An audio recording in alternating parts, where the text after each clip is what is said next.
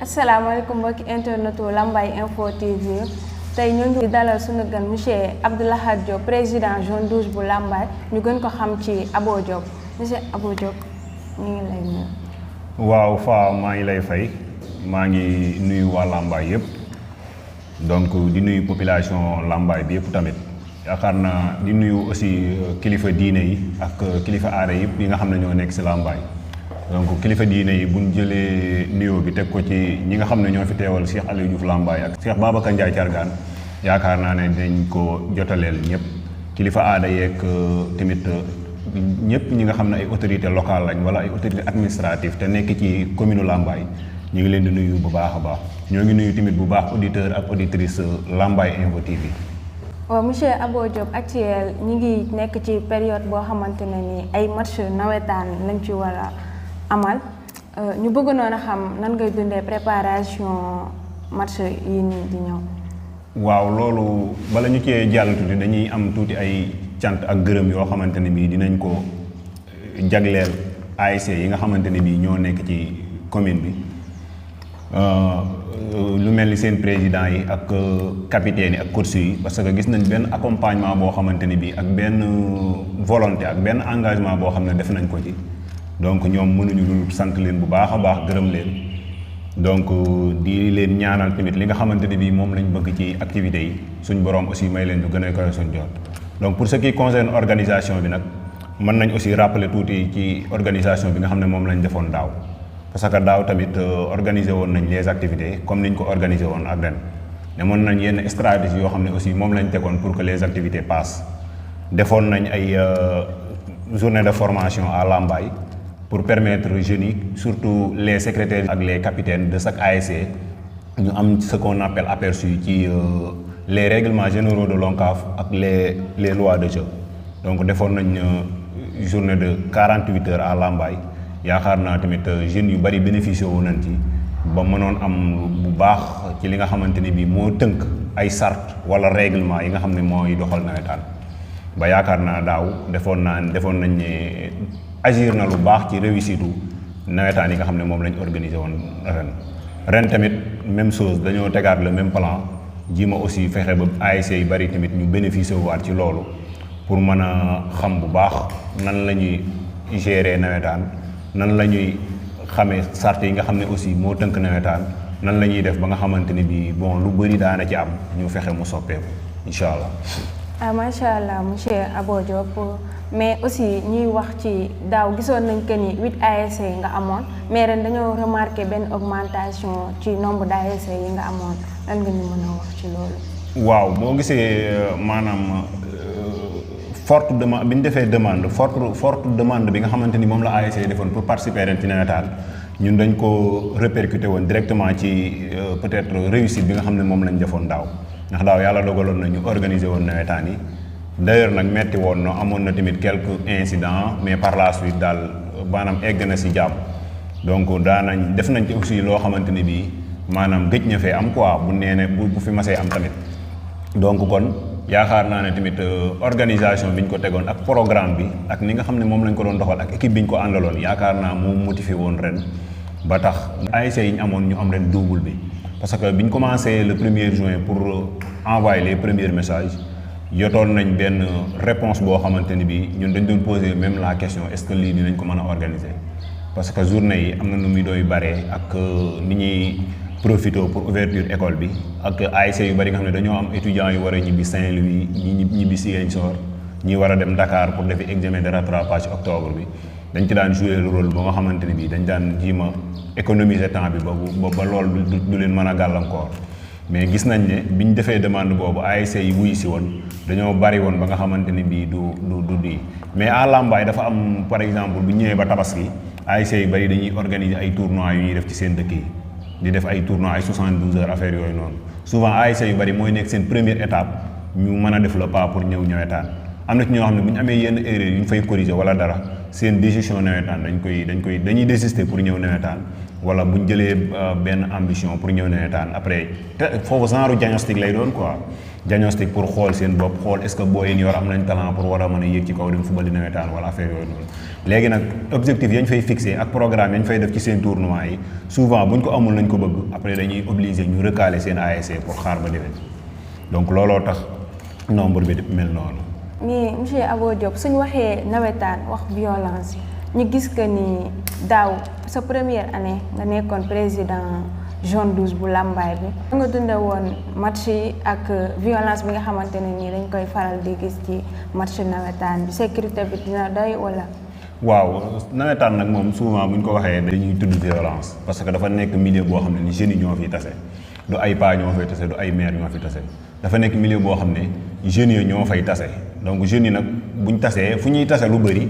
maanaam day am yenn comportement yoo xam ne du daf fay am parce que ñëpp bokkuñu nuñ leen yare ñëpp bokkuñu ku leen yar ñëpp bokkuñu fu ñu yaroo donc dafa am yenn comportement yoo xam ne souvent jeune dafa tàmm di ko montrer moroomu jeune am moo tax bu ñu dajee lu mel ni ay nawetaan muy am loolu mais daaw bi ñu defee ci def nañ ay sensibilisation def ay formation dem wax ak askan wi yee leen xam ne tamit nawetaan ñun ñëpp ñoo ko bokk dama activité de vacances la boo xamante ne bii bu université tëjee wala école dañuy ñëw tasewaat fii ñun ñëpp def ko muy nekk fo donc yaakaar naa ne ku ci nekk war nga ci bàyyi xel ba yenn comportement wala yenn jikko yi nga xam ne da nga ko daan indaale terrain nga di ko wàññi donc daaw am na liggéey bu ñu ci def bu mucc ayib ba yaakaar naa incident yu bëri yu daan am ci nawetaan bi xawoon naa wàññi ko daaw donc ñu ñaan bu baax tamit ren mu gën a wàññi ko wala sax mu supprimer wu incha allah. waaw aussi tamit ñu bëgg noonu xam ba xam fonds de dotation yi ngeen war a jot yéen a ngi koy jot à temps réel ak est-ce que am ngeen ay autorités yoo xamante ne ni ñoo ngi leen di leen jàppale pour wàllu sport bi mën développer. waaw pour ce qui concerne fonds de dotation yi moom d'ailleurs bi ñu defee suñ première réunion pour commencer les activités amoon nañ ay recommandations yoon lañ defoon parce que tey ku dem ci stade municipal bi gis nga ne am na lu bëri loo xam ne nii manqué na ko. bari na aussi loo xam ne yu bëri dañ ko yàq parce que léeg-léeg mu am incident xam nga gars yi buñ dégénéré souvent dañuy def ay dégâts matériels affaire yooyu noonu ko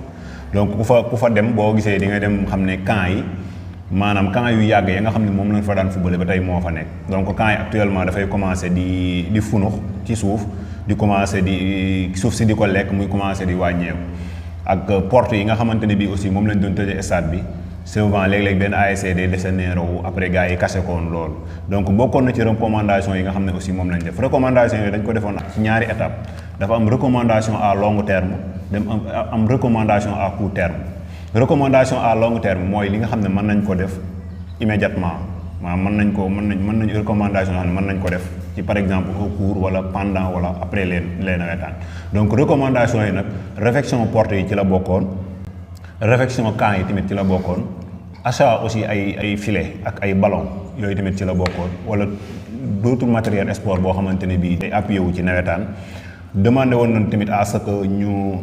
defal ñu ay bancs publics yi nga xam ne moom la ñuy def actuellement ci stade yi ñu demandé woon ñu à ce que ñu defal ñu 3 bancs de 5 places donc loolu moo nekkoon recommandation à long terme yi aussi ak tamit ñu yëkkati woon mur bi tuuti parce que gis nañ souvent léegi yenn booy dugg nekk ci biir terrain bi def benn comportement après nga dox wut ci leen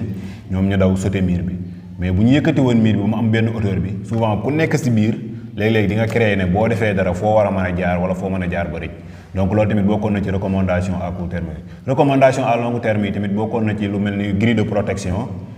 ak ay lampes projecteurs yooyu noonu moo nekkoon suñuy recommandation à long terme ak même pourquoi pas tribune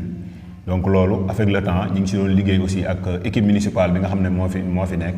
di nuyu de passage Ibou Ngaydal bi nga xam ne moo yore commission sport au niveau de la commune donc ñoom depuis juin ba tey ñun tamit ñu ngi ciy échanger ñu ngi ciy waxtaan te yaakaar naa sori nañ ci bu baax a baax cette année ci mais aussi tamit ñu bëgg a xam organisation bi actuelle fu mu toll ak lan ngeen di xaar pour démarrer match yi. waaw organisation bi nag actuelle moom mën nañ ne presque pare na ndax ce qu'on appelle affiliation ak réaffiliation périphase yooyu yëpp arrêté woon nañ ko ak assurance parce que ren ministre bi dafa waxoon à ce que ñu teel a commencer les activités ndax le 1er juin moom la waxoon ñu commencer les affiliations ak les réaffiliations à partir du 15 juin ñu commencé les démissions ak les transferts donc depuis boobu tamit gis nañ ne ASC yu bëri def nañ seen affiliation ak seen réaffiliation joueurs yu bëri aussi yi nga xam ne def nañ seen démission ak seen transfert démission ak transfert comme par exemple benn joueur bu bëggoon quitter ASC X pour jëm ASC Y donc ñoom commencé nañ ci yaakaar naa am nañ ci benn effectif bu bëri boo xamante ne bii quitté nañ ASC yi pour dem ci beneen ASC boo xam ne foofu lañ bëgg a football ren donc actuellement tamit dem nañ ba nga xam ne récapituler le nombre de ASC bi nga xam ne moom lañ nekk donc ñu tiré poule yi actuellement am nañ 4 poules de 3 donc léegi nag dañoo commencé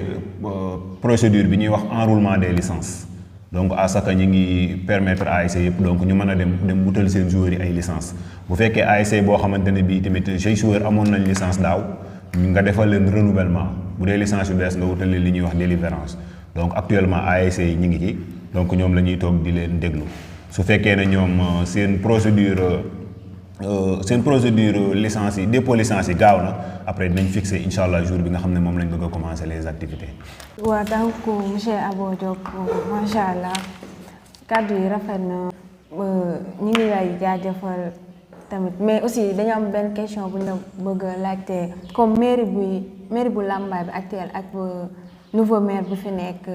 lan la jël décision pour nawetaani match yi ban décision la ci jël. waaw boo gisee nag par exemple ancien maire bi nga xam ne moo fi nekkoon par exemple man sama régime quoi fekku ko fi lu bëri parce que man sama première année nawetaan rek moo ko fi fekk te léegi man année bi may ñëwee moom ci la nekkoon année élection pour mu dem bon malheureusement mu def élection yi ñu gagné ko année boobu nag tamit moom ce qu'on appelle les fonds de dotation disponible na pour jeunesse bi donc avec le nouveau maire nag actuellement mu ngi door a ñëw moom tamit dafa amoon yenn recommandation xam ne dañ ko defoon auprès de lui donc recommandation yooyu noonu ñu ngi ciy def ay démarches ñu ngi ciy waxtaan ak moom ñu ngi tamit xool nan lañ koy jéem a réaliser balaa les activités incha allah. waxtu bi ñu amoon presque jeex na monsieur Abo Diop ñu ngi lay jaajëfal di la wax bonne chance et bonne continuation ci li des aussi sa dernier mot yi nga xamante ni ñoom ngay lancer jeunes ñi aussi ci wàllu sport bi ak violence bi yëpp. waaw merci Fa. vraiment maa ngi rafetlu bu baax émission bi di delluwaat aussi di santaat waa population Lambaye bépp waaw di sant ñi nga xam ne tamit ñooy technicien Lambaye Info TV di leen ñaanal aussi bu baax seen chaîne bi gën a am visibilité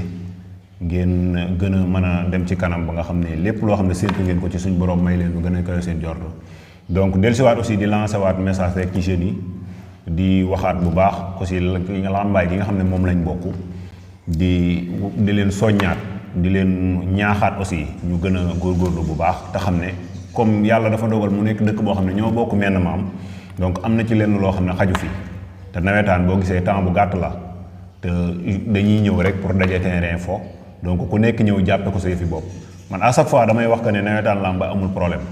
surtout loolu damay lancer ci organisation bi mooy damay wax ne nawetaan Lambaye amul problème mais souvent ñu ko taxaw mooy am problème parce que souvent lu ci ëpp boo xoolee ci organisation bi ña cay nekk dañ cay wéet te bari na ay jeunes intellectuels yu nekk Lambaye yoo xam ne am nañ expérience waxuma sax ci sport mais ci domaine yu bëri donc ñooñu war nañ à ce que bu fekkee ne Lambaye intéressé na leen buñ gisee organisation bu mel ni nii rawatina loo xam ne c'est spécialisé uniquement pour les jeunes ñu waroon ñëw ku nekk teg ci sa loxo ku nekk ñëwit jàpp ci ñu xam ne bu doxee ñun ñëpp la doxal bu taxawee tamit ñun ñëpp la taxawal parce que organisation bi tey jii par exemple bu ko nit ñëpp bàyyee ak man maanaam comme la ma leen waxoon rek dinaa ko man néew ma sax dama koy man mais dama koy jéngu te jéngu moom ku ne xam na ay conséquences am waaw te nit tamit lu mu wéet ci dara maanaam souvent mennam xel la cay doxee su fekkee ne tey par exemple ñëpp dañoo ñëw jàppandoo ko bu ñu àndandoo di diisoo boolandoo di xalaat di waxtaan maanaam pour ñu juum du yomb mais tey par exemple buñ ko bàyyee ak man mën naa juum mën naa fàtte ndax nit moom ku ne xam na ne matul nit l'homme est imparfait comme ni ñu koy waxee donc dafa doon loo xamante ni bii ku nekk war nga koo def say fi bopp rawatina les ASC ndax mënoo jël sa xaalis dugal ko fenn ba pare yow la koy toppatoo wala la koy doxal wala la nga xamante ni bii moo koy saytu yow xamoo ca dara donc loolu mën naa wax ne c'est une erreur donc ASC boo xamante ni bi da nga jël sa xaalis dugal ko ci nawetaan war ngay gëstu di xool la ca topp fu muy dugg ak fa muy dem ak nan la ngay mën a defee organisation ba li nga dugal même boo ci génnul sax nga am même boo ci génnewul la nga ca dugal sax au moins nga am ci plaisir boo xamante ne bii di nga ko mën a partager yow ak seen waa dëkk donc loolu maa ngi koy lancé waat ASC yëpp ñu ñëwaat jàppaat ci organisation bi jàppaat ci activités yi bu baax te xam ne lépp Lambaye la lépp pour développement Lambaye la maa ngi jégaluwaat bu baax a baax asalaamaaleykum wa rahmatullah. ok merci beaucoup.